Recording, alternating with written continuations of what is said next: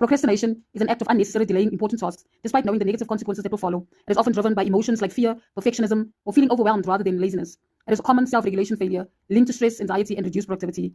It can be managed by understanding the causes of procrastination and dealing with it, also breaking tasks down to manage things in your life, and also to practice self-control. But there's a demon that sits behind procrastination who is called Belphegor. He's the demon of laziness, convincing people to prioritize comfort, rest, and numbing activities over your tasks. The demon Asmodeus, yes, we know he's a demon of lust, but he's also linked to procrastination. This spirit floods your mind with immediate pleasures, cravings, and fantasies, pulling you away from focus and action.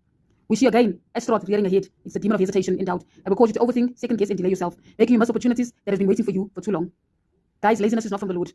The Bible is very clear. In James 4:17, it states, whoever knows the right thing to do and fails to do it is guilty of sin. Proverbs consistently contrast the diligent who prosper with the sluggard or the lazy person who faces hunger and poverty and ruin.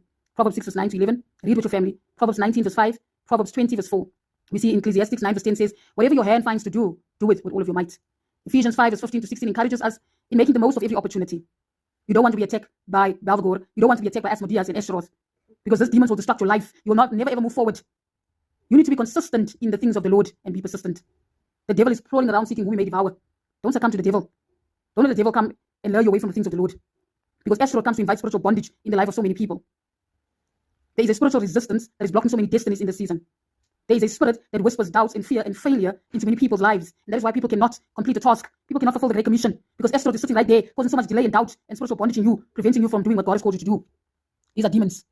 They're out there. They're attacking in the season. Remember, there's something that is a divine delay, which is a divine test from God. We see in Job's life how he was tested, but still God came and delivered him out and lifted him up and restored him.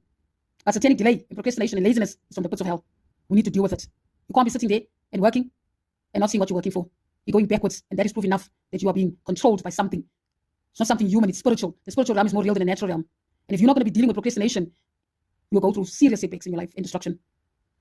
Allow the Lord to heal you. Allow the Lord to deliver you. Let the Lord break the yoke of stagnation that is operating. And maybe you see that happening in your children's life, and maybe you see that happening in your business. It's time for you to pray. For you to obtain victory and achievement in your career, in your business, you need to pray. And you need to deal with the spirit of stagnation that has been robbing you from your divine progress. You can't remain stagnant in the season. Whatever is causing stagnation, it must be uprooted. And that's what the Lord says, I've given you the power to trample on serpents and scorpions and over all the powers of darkness, and they can by no means hurt you. You must trust in the Lord. You must believe that God is a delivering God. His word will not return unto him void. He's able to heal you, and he's able to deliver you. But don't sit there and let Belphegor, Asmodeus, and Astaroth torment you. Instead, be delivered. Be healed by God, because he is able to heal you.